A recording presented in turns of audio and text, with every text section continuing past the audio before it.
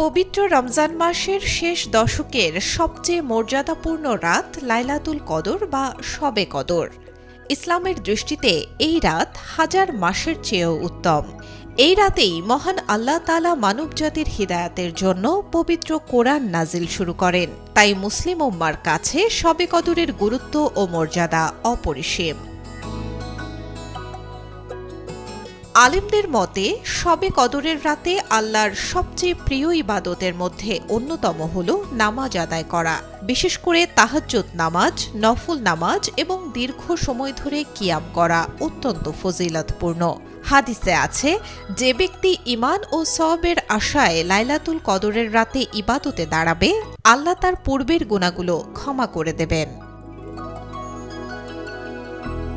শবে কদরের রাতে কোরআন তিলাওয়াত করাও অত্যন্ত গুরুত্বপূর্ণ আমল, কারণ এই রাতেই কোরআন নাজিল হয়। তাই বেশি বেশি কোরআন পাঠ, এর অর্থ বোঝা এবং তা নিয়ে চিন্তা ভাবনা করা এই রাতের অন্যতম উত্তম ইবাদত হিসেবে বিবেচিত।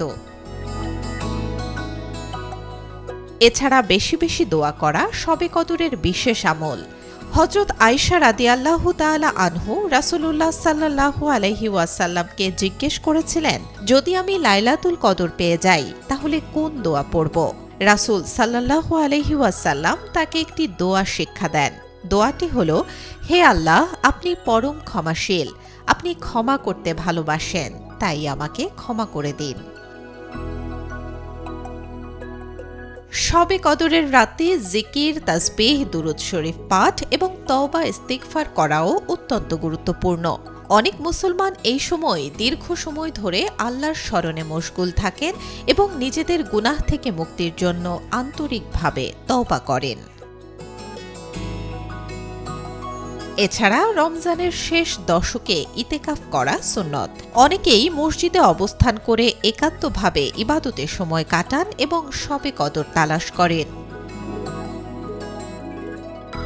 আলেমরা বলেন, শবে কদরের শিক্ষা শুধু এক রাতের ইবাদতে সীমাবদ্ধ নয়, এটি মানুষের আত্মশুদ্ধি, আল্লাহর কাছে ফিরে যাওয়া এবং জীবনকে সৎ পথে পরিচালিত করার একটি গুরুত্বপূর্ণ সুযোগ।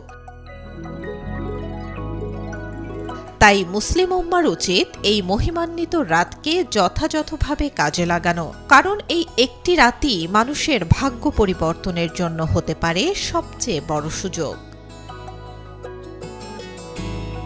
Desk report, B News 24।